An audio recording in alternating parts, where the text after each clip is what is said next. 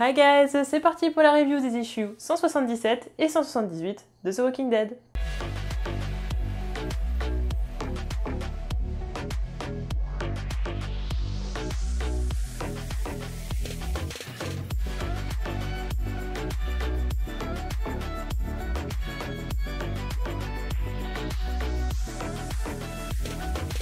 Sous les conseils d'Annie, Mikey a écrit un poème dans lequel il explique tout ce qu'il ressent suite à la mort de ses parents.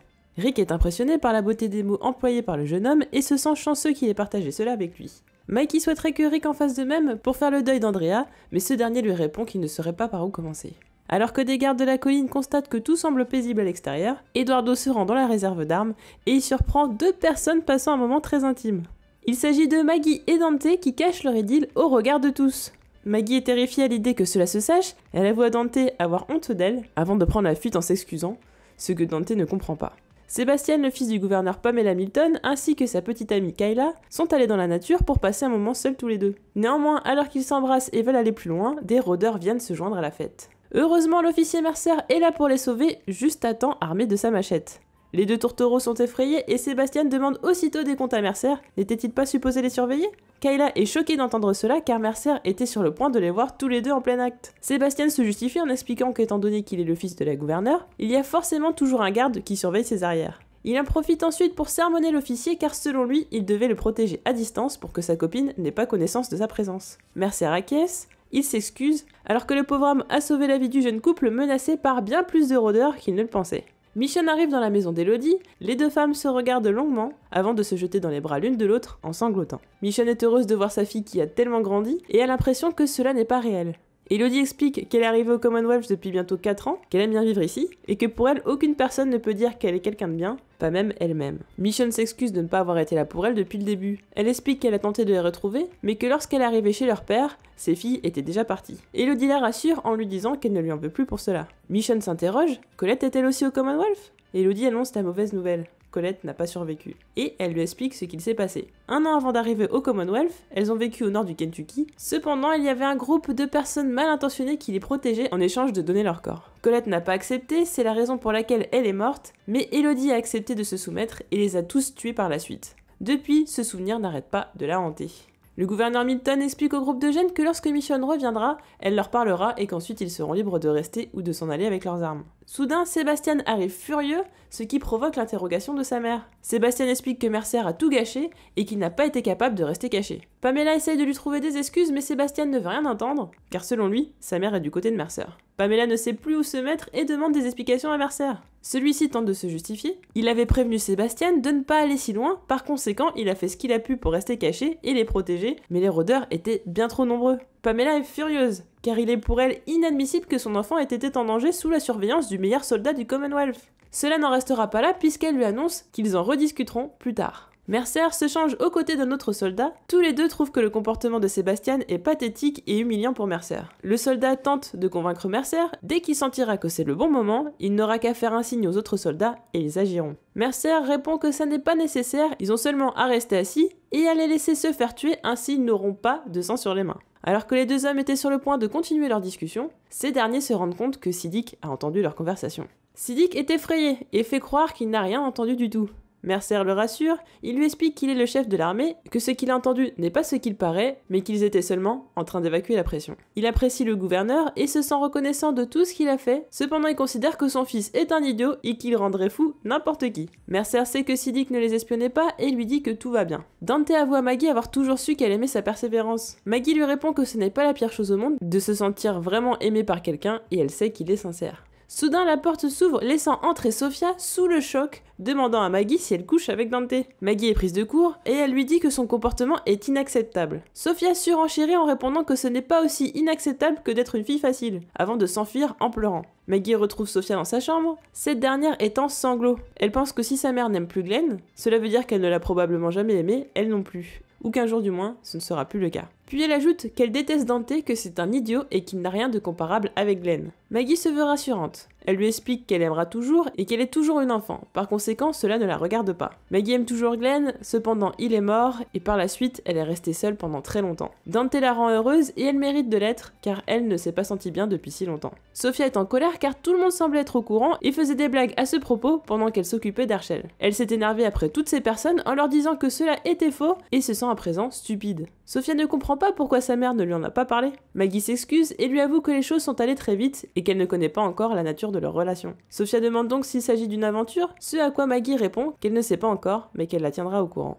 Elodie est préoccupée. Elle avoue à Michonne lui en avoir voulu pour tout ce qui s'est passé, que lorsqu'elle a mis l'avis de recherche, elle ne pensait pas la revoir et avait imaginé ce qu'elle pourrait lui dire. Elle lui aurait hurlé dessus en la blâmant d'avoir abandonné ses filles en les envoyant vivre avec leur père. Mais lorsqu'elle l'a revue, toute sa rancœur s'est envolée. Alors qu'Elodie demande à Michonne qui elle est, cette dernière lui répond qu'elle est sa mère et qu'elle ne la laissera plus jamais partir. Michonne annonce au groupe de jeunes que si sa fille fait confiance à la communauté, elle aussi. Pamela est ravie et annonce qu'ils vont pouvoir devenir amis. Pamela souhaiterait par ailleurs découvrir Alexandria et propose donc au groupe de l'y accompagner dans un jour ou deux, ce que Jen accepte. À la demande de Jen, Pamela fait venir Stéphanie. Stéphanie explique qu'elle a dépassé les bornes, qu'il est autorisé d'utiliser les radios, mais qu'ils doivent alerter les autorités s'ils trouvent de nouvelles personnes. Stéphanie est chargée d'emmener le groupe à leur hôtel, ainsi que de leur faire visiter les environs, tandis que Michonne restera avec sa fille. Pamela souhaite la bienvenue au Commonwealth avant de retourner travailler. Stéphanie est cependant surprise car le gouverneur n'a pas posé beaucoup de questions. Elle suppose donc qu'elle voudra parler au leader directement, c'est-à-dire à Rick. Sébastien est heureux de voir de nouveaux visages, il se présente avant de baiser la main de Yumiko et de lui proposer de faire un tour avec lui en privé. Yumiko est dégoûtée et refuse donc aussitôt, ce qui vexe Sébastien qui lui fait comprendre qu'il vaut mieux ne pas l'avoir comme ennemi. Magna s'interpose tandis que Sébastien la repousse violemment, ce qui force Princess à intervenir et à le menacer de sa lance. Sébastien ordonne à ses hommes de la neutraliser et Michonne prie Princess d'arrêter, mais celle-ci annonce qu'il est trop tard. Princess est tellement agile qu'elle réussit à mettre tous les soldats à terre avec une facilité déconcertante. Mais Mercer met fin à son petit tour. Sébastien profite de l'occasion pour ordonner à Mercer de tous les arrêter, ce que Mercer trouve idiot. Michonne explique que c'est un malentendu et que c'est Sébastien qui a agressé l'une des leurs, ce qu'il va évidemment nier. Elodie s'excuse et se propose de l'aider, mais le jeune homme est furieux, se relève et la gifle violemment en rétorquant à Mercer que c'est ce à quoi ressemble une agression et que si quelqu'un parle encore, il sera banni, même Mercer. Michonne est en colère, elle lui fait comprendre que les choses ne se passeront pas comme cela et se prépare à sortir son sabre. Cependant, Elodie l'implore, elle ne doit pas céder à la colère et elles doivent rester à leur place. Alors on a droit aux retrouvailles de Michonne et d'Elodie, mais cette fois-ci avec un peu plus de discussion, donc on apprend quand même tout ce qui est arrivé à Elodie et surtout ce qui est arrivé à Colette. Ils ont quand même rencontré un groupe de personnes pas très sympas. Au début justement je pensais que c'était un groupe qu'on avait peut-être déjà vu dans le comics et au final pas du tout puisque Elodie dit elle-même, elle les a tous tués et il s'agissait donc d'un groupe de personnes qui demandaient a priori de ce qu'on comprend des faveurs sexuelles en échange de la protection de ces personnes. Enfin protection, hein, c'est plutôt de eux-mêmes qu'il fallait quand même se protéger. Colette ayant refusé, elle a été tuée et donc Elodie s'est vengée et a tué tout le monde. Faut croire que la force de caractère de Michonne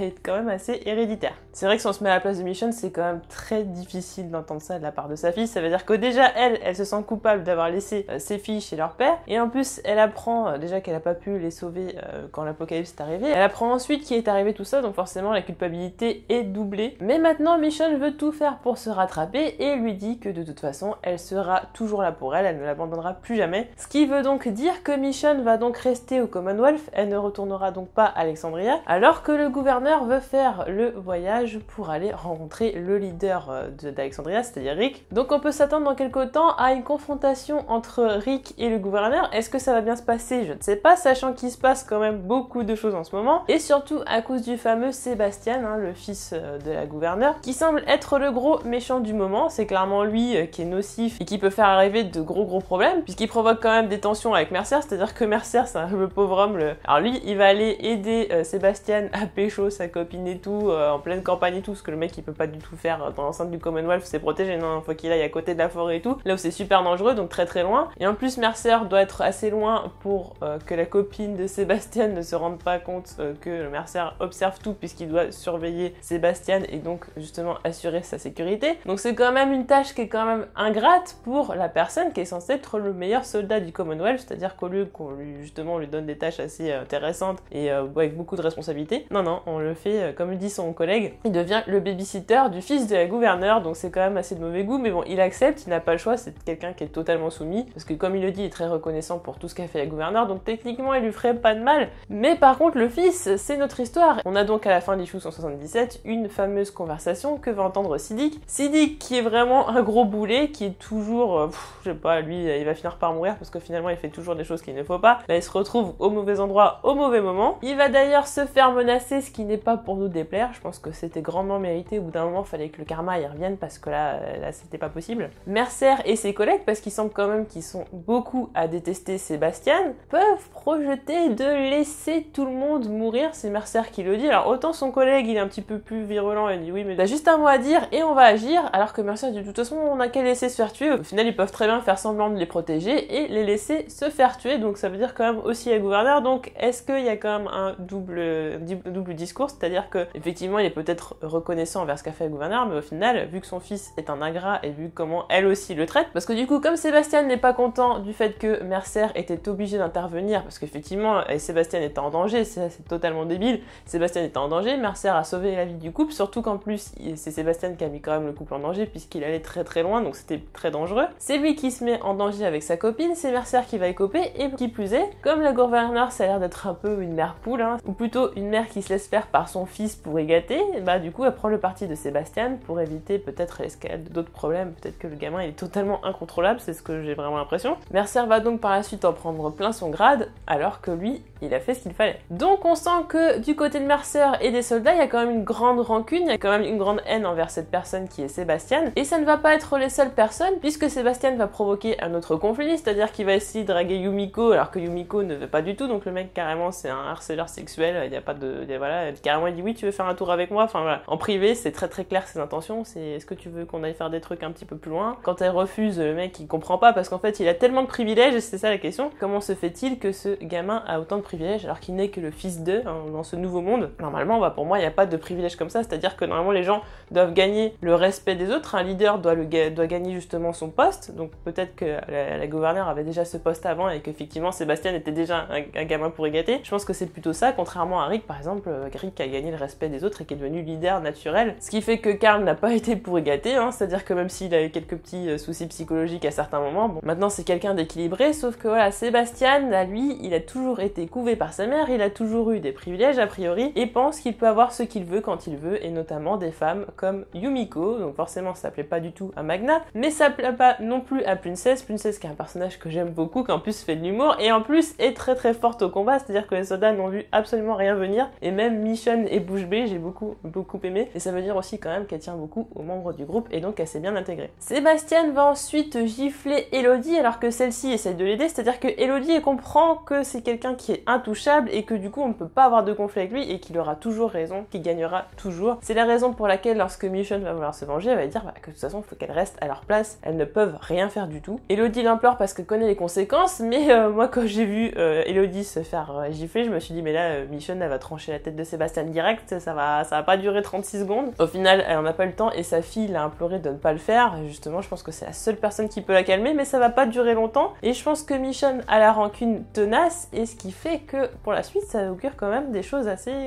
tendues. Donc nous avons donc beaucoup de personnages qui sont contre ce fameux Sébastien, puisqu'on a quand même Mercer et d'autres soldats, il y en a également le groupe de Michonne, et justement je pense que Mercer va commencer à discuter un petit peu avec ce groupe, ils vont commencer à lier une amitié, et puis surtout, en plus de ça, l'ennemi de mon ennemi est mon ami, donc ils ont quand même beaucoup de points communs, tous détestent Sébastien, et je pense que ça n'est que le début. Donc il peut y avoir quand même pas mal de problèmes, puisque Sébastien est censé être intouchable. Que penserait la gouverneure si son fils se faisait tuer, même s'il le méritait? Je pense que ça se passerait quand même pas comme ça, on est Commonwealth, c'est quand même une communauté de 50 000 personnes, donc peut-être qu'il y a aussi des soldats qui sont pas du tout d'accord avec ça, par exemple de tuer Sébastien ou de lui faire du mal, du moins lui donner une bonne leçon. Du coup on pourrait se retrouver dans une situation où le groupe plus Mercer et d'autres soldats se retrouveraient contre la majorité des soldats autres, ce qui tournerait quand même très mal. En tout cas ce qui m'inquiète c'est que dans la prochaine issue on voit Eugène porter le sabre de Michonne, et ça Ça me fait quand même vachement peur. Du côté de la colline, Maggie va enfin assumer sa relation avec Dante. C'est vrai que bon, au bout d'un moment, on en avait marre qu'elle fasse des chichis avec Dante. C'est bon, Glenn il est mort depuis longtemps.